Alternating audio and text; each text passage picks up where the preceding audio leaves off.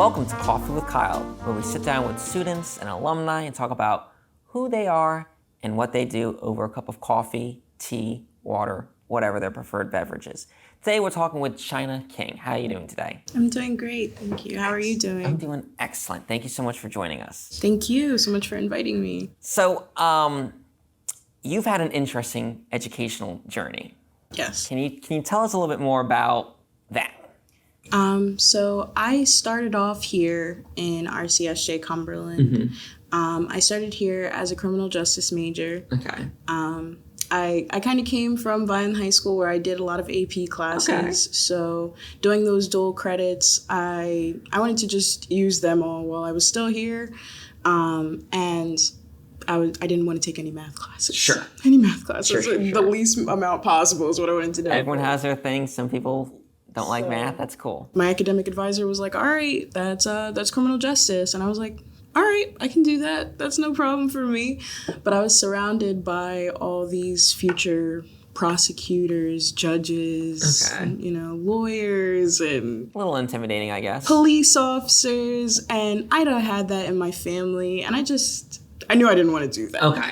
I knew I didn't want to do that. I my whole life I wanted to do marine biology with search and rescue. So I was doing my research and I was like, search and rescue, search and rescue, search and rescue. Right. And Rowan coincidentally had one of the only programs for emergency management, search and rescue in like the entire country. Like there's only like 3 to 4 and they're the only ones on the East Coast. So I was like, there's no way. Yeah. And then when I was transferring during COVID, there's a lot of law and justice majors that had the exact same field. Like they wanted to go into emergency management. It was kind of like a dual degree thing. So most of my prerequisites that I already did at Cumberland here fell right into at Rowan. And then I just absolutely loved emergency management. It was great, absolutely great. And then that's how I started working with Violence Office of Emergency Management and then dispatch and then now with the state police as an emergency management reservist. That's so cool. I really appreciated accidentally falling in love with this major. It really was fun, Because you don't hear that a lot. Like most people, they have like a plan and then they're like, but that serendipitous discovery. Yeah. It was just very genuine. And I found that our whole major was like that. There was only about like 20, 30 kids in each of our classes because this was during COVID for my class. So everybody was like, yeah, I wanted to be a lawyer, but then I accidentally took this class as an elective as Introduction to Emergency Management. And now I think I want to do emergency management. I was like, you fell in here too? So after college, you now work for New Jersey State Police. Can you tell us a little bit about what you do for them? So I'm with the Continuity Operations Group that is contracted with the New Jersey State Police. So our official titles would be Emergency Management Reservist Cadres. Okay. That is quite a title. So what a reservist mainly does is in your city, your hometown, basically those people that are responding out during disasters, during crisis, and also working behind the scenes when it's a nice sunny day so that our cloudy days, when those trees come down, when the snows come, there's salt for you to put on the roads. There's, when there's light poles that are going out, we're those people going out, responding to that. So during any crisis, during any disaster, we're the ones to call. Oh my gosh. Super important role. Oh yeah. Of course. It's definitely a humbling experience that I definitely appreciate, and getting to know everybody in the different counties at the New Jersey State Police. It's just incredible how big the emergency management field is and how broad whatever you can do, working with all the first responders, police and fire. I've gotten to know quite a few people, and they're just wonderful people, and I'm glad that we're safe in their hands, when those storms come, and now hopefully in my hands, for when these disasters hit, especially when hurricane season's right around the corner, So I'll be on my tippy toes that whole time. I can imagine. Oh my God. So that'll be fun for me. It'll be an interesting time to get that experience. And I don't know. I just appreciate being in the field, and seeing you help people is everything to me. Because I previously have worked in the field at Vineland's Office of Emergency Management and in Cumberland County's Office of Emergency Management.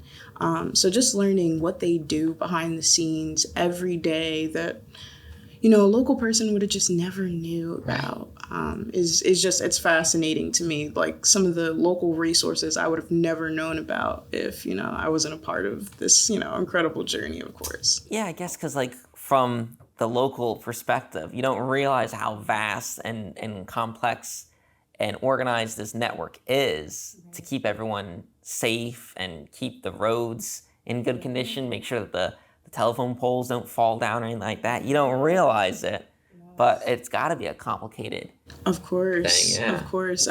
It just fascinates me the amount of, like, the funds and where they come from. From the outside, it's like, why isn't this road being done?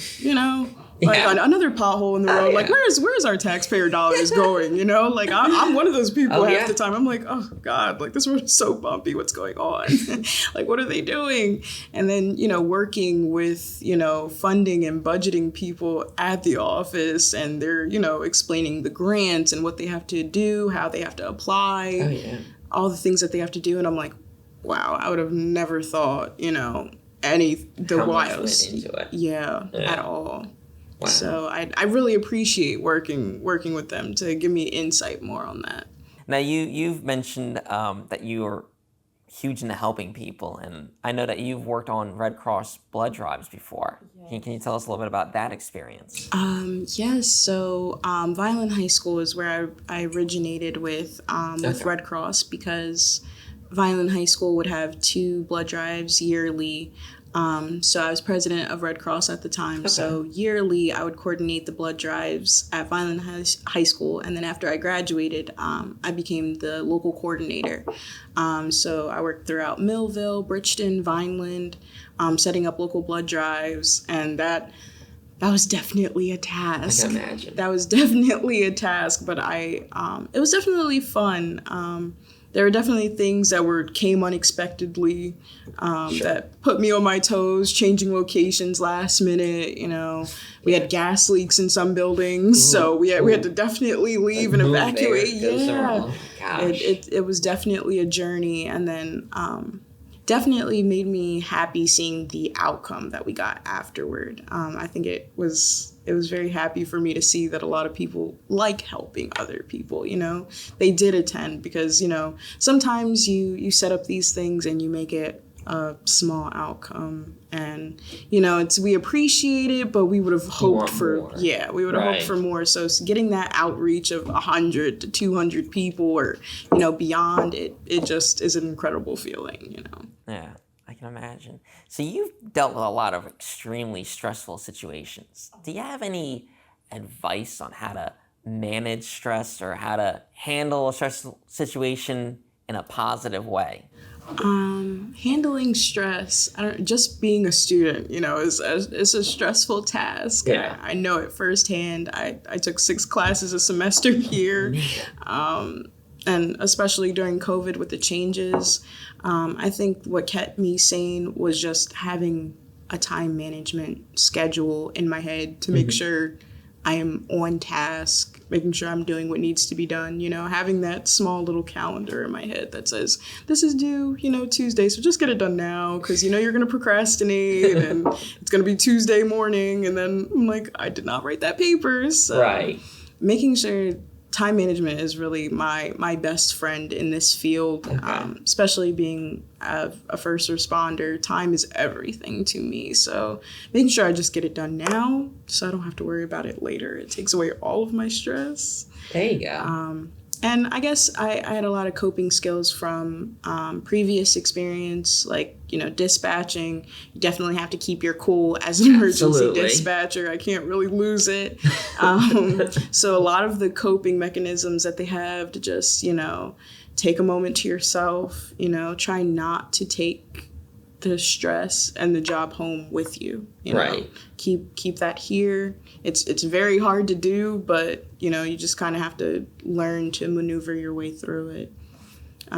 So I think the best thing for me was just genuinely time management during all of this. That's good advice. So this is going to be our last question. Do you have anyone in your family, any close friends that you want to give a shout out to or praise or anything of that nature?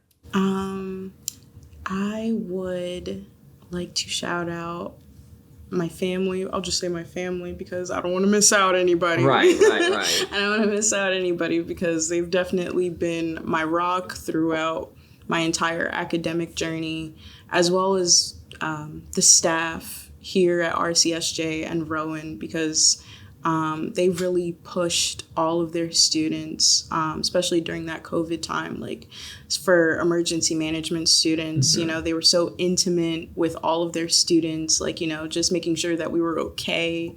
Because a lot of people don't have that, a teacher just asking, are you okay?